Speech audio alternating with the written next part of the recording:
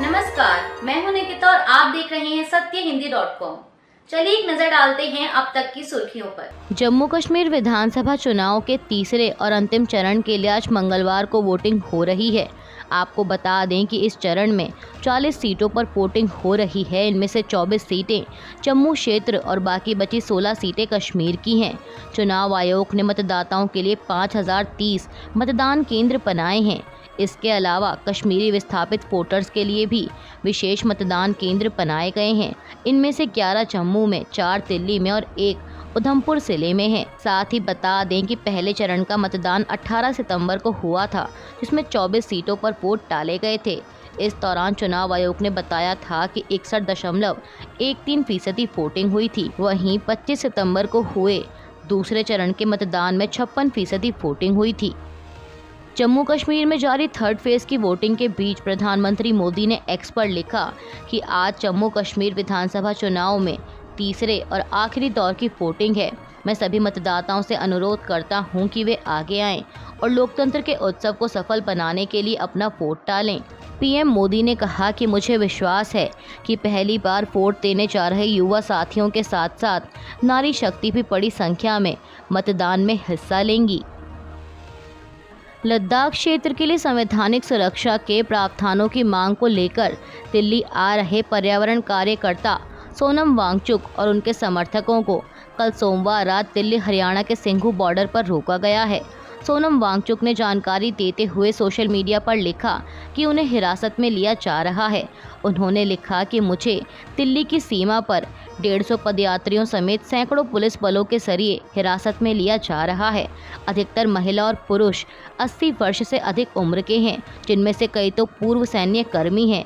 हमारी किस्मत का कुछ पता नहीं है। दुनिया के सबसे बड़े लोकतंत्र में हम बापू की समाधि तक बेहद शांतिपूर्ण पदयात्रा कर रहे थे। वहीं इस बीच दिल्ली पुलिस ने नई दिल्ली, उत्तरी और केंद्रीय दिल्ली के सभी थानों और दिल्ली की सीमा से लगे क्षेत्रों में अगले 6 दिनों के लिए भारतीय न्याय संहिता की धारा 163 लागू कर दी है।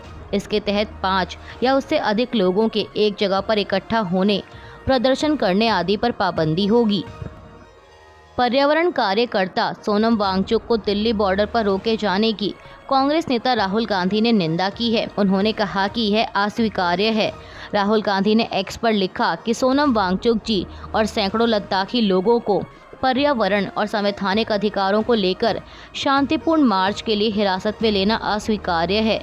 उन्होंने सवाल किया कि लद्दाख के भविष्य के लिए आवाज़ उठाने वाले बुजुर्ग नागरिकों को दिल्ली की सीमा पर हिरासत में क्यों लिया जा रहा है। राहुल ने कहा कि मोदी जी, किसानों की तरह यह चक्रव्यूह भी टूटेगा और आपका अहंकार भी टूटेगा। आपको लद्दाख की आवाज़ सुननी होगी।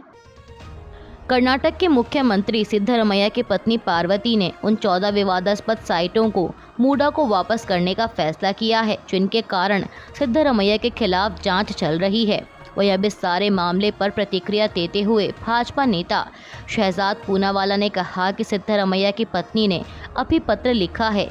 ये पत्र सिद्धरमैया जी के इस्तीफे का होना चाहिए था, लेकिन इस्तीफे की जगह रिडेम्पशन पत्र लिखा जा रहा है। उन्होंने कहा कि जांच से बचने के लिए रिडेम्पशन पत्र नहीं चलेगा, क्योंकि आपने भ्रष्टाचार किया है और ये बात साबित हो चुकी है। भाजपा नेता ने पूछा कि कुछ गलत नहीं किया तो क्यों रिटर्न किया जा रहा है। कांग्रेस कुछ नहीं कर रही, वह सिर्फ भ्रष्टाचार की दुकान बन चुकी है। जमीन घोटाला करना इनका जन्मसिद्ध अधिकार बन चुका है। राहुल गांधी जी ये बताएं कि अब क्या कार्रवाई होगी। क्या सिद्धरमैया जी का इस्तीफा पत्र होगा या फिर रिडेम्पशन पत्र से काम चलाया जाएगा। उन्होंने कहा कि अब सिद्धरमैया जी का सीएम बने रहने का कोई नैतिक अधिकार नहीं बचता। यूपी सरकार द्वारा कल सोमवार को इलाहाबाद हाईकोर्ट में प्रस्तुत एक रिपोर्ट के अनुसार अयोध्या बलात्कार पीड़िता के गर्भपात किए गए भ्रूण का डीएनए मामले के सह आरोपी सपा नेता मोहित अहमद के कर्मचारी राजू के डीएनए से मेल खाता है। आपको बता दें कि उत्तर प्रदेश पुलिस ने 30 जुलाई को बेकरी मालिक अहमद को राजू के साथ अयोध्या जिले के पूरा कलंदर इलाके से 12 वर्षीय लड़की के बलात्कार के सिलसिले में गिरफ्तार किया था, जो गर्भवती हो गई और बाद में उसका गर्भपात हो गया। अब लखनऊ हाईकोर्ट की बेंच ने अहमद की जमानत याचिका पर सुनवाई करते हुए भ्रूण की डीएनए रिपोर्ट मांगी थी। कांग्रेस महासचिव जयराम रमेश ने विश्वास जताया है कि उनकी पार्टी हरियाणा और कश्मीर में सरकार बनाएगी। साथ ही उन्होंने दावा किया कि 8 अक्टूबर को विधानसभा चुनाव के नतीजे प्रधानमंत्री मोदी के केंद्र से बाहर जाने की उल्टी गिनती शुरू कर देंगे। पीटीआई को दिए एक इंटरव्यू में उन्होंने भाजपा पर हरियाणा और जम्मू कश्मीर के विधानसभा चुनाव प्रचार में ध्रुवीकरण के लिए विटामिन पी डालने का आरोप लगाया और कहा कि लोग इसे नापसंद करेंगे, जैसा कि उन्होंने लोकसभा चुनावों में किया था। जयराम रमेश ने कहा कि 4 जून 2024 लोकसभा चुनाव के नतीजे पहला संकेत था कि नॉन बायोलॉजिकल पीएम का समय खत्म हो रहा है और मुझे लगता है कि 8 अक्टूबर दूसरा संकेत होगा और नवंबर में कभी भी तीसरा संकेत आएगा जब महाराष्ट्र और झारखंड के चुनाव होंगे। जनसुराज प्रमुख प्रशांत किशोर ने नीतीश कुमार के उत्तराधिकारी को लेकर बड़ा बयान दिया है। उन्होंने समाचार एजेंसी ANI को दिए एक इंटरव्यू में कहा कि जब जेडीयू दल ही नहीं रहेगा तब जेडीयू का उत्तराधिकारी कौन होगा। मैं नीतीश कुमार के दल में रहा हूं, उनके साथ मैंने काम भी किया है। उस दल की पूरी पूंजी नीतीश कुमार है। जब वही खत्म हो गई तो ब्याज से कैसे चलेगा। उन्होंने कहा कि उस दल का कोई भविष्य नहीं है। बिहार में अधिकारियों का जंगल राज है। नीतीश कुमार ने पिछले कुछ सालों में पूरी व्यवस्था अपने 2-4 सलाहकारों के हाथ में कर दी है। प्रशांत किशोर ने आगे भाजपा को भी घेरते हुए कहा कि बिहार में भाजपा का ना कोई प्रयास है ना चेहरा है। उन लोगों ने अपना नेतृत्व नीतीश कुमार के हवाले छोड़ दिया है, जबकि भाजपा का अपना कार्यकर्ता मान रहा है कि नीतीश कुमार के नाम पर चुनाव लड़कर जीत नहीं सकते। भाजपा की मजबूरी है कि वे नीतीश कुमार को मुख्यमंत्री पद से हटा नहीं सकती, क्योंकि उन्हें केंद्र सरकार चलानी है। केंद्रीय वित्त मंत्री निर्मला सीतारमण, बीजेपी अध्यक्ष JP नड्डा और अन्य पार्टी नेताओं के खिलाफ इलेक्टोरल बॉन्ड्स के जरिए कथित तौर पर उगाही करने के मामले में FIR दर्ज की गई थी। इस बीच खबर है कि इस FIR पर कर्नाटक हाईकोर्ट ने 22 अक्टूबर तक रोक लगा दी है।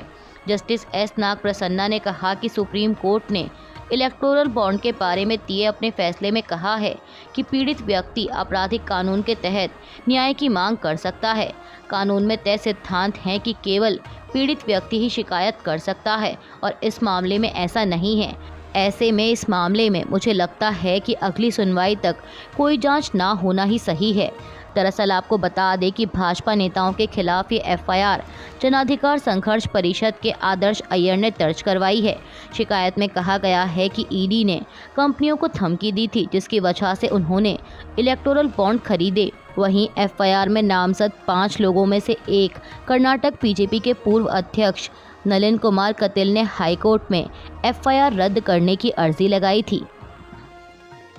महाराष्ट्र के मुख्यमंत्री एकनाथ शिंदे ने ANI से बात करते हुए कहा कि मंत्रिमंडल की बैठक में सरकार ने कई फैसले लिए हैं। इसमें गौ माता को राज्य माता का दर्जा दिया जाना शामिल है।